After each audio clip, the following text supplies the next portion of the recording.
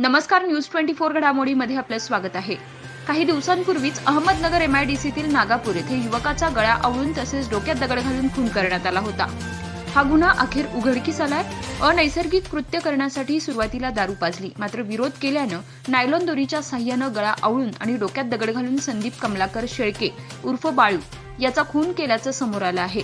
स्थानिक गुन्हे शाखेच्या पोलिसांनी खुनाच्या आरोपावरून विशाल चिंतामण जगताप आणि साहिल शेरखान पठाण या दोघांना आग्रा, उत्तर प्रदेश येथून ताब्यात घेत अटक केली आहे। स्थानिक गुन्हे शाखेच्या पथकानं घटना ठिकाणी तसेच आजूबाजूस राहणाऱ्या लोकांकडे आणि तांत्रिक विश्लेषणाच्या आधारे तपास करत हा गुन्हा उघडकीस आणलाय।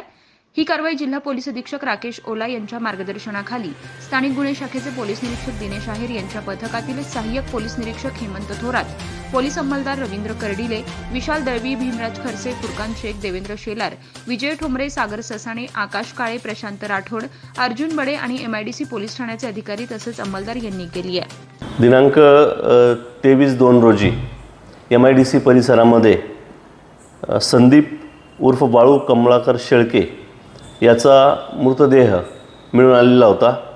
सदर व्यक्तीस नायलॉन पट्टीने गळा आवळून तसेच दगडाने डोके व चेहरा यावर दगड मारून चेहरा विद्रूप केलेला होता व त्यात त्याचा मृत्यू झालेला होता।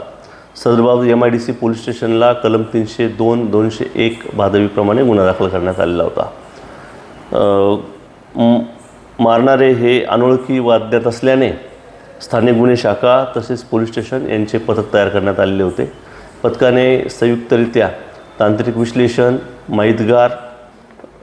माहितगार व्यक्ती यांच्याकडून माहिती घेऊन तसेच CCTV फुटेजच्या आधारे काही गोष्टी निष्पन्न केल्या होत्या। त्याप्रमाणे MIDC परिसरातीलच विशाल जगताप व साहिल शेरखान पठाण हे दोघं त्याच्यासोबत दारू पिताना आढळून आलेले होते।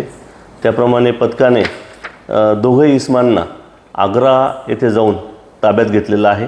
ताब्यात घेतल्यानंतर त्यांना अधिक विचारपूस करता या तिघही जणांनी मयत आणि इतर दोघं जण यांनी एकत्र बसून दारू पिलेली होती आणि खूप दारूच्या नशेच्या आहारी असल्याने त्यांना अनैसर्गिक संभोगाची इच्छा झाल्याने ते त्या इस्माला MIDC मधील त्या सुनसान परिसरामध्ये घेऊन गेलेले होते व त्याने ते कृत्य करण्यास विरोध दर्शवल्यानेच त्यांनी त्याचा खून केल्याबाबत कबुली दिलेली आहे।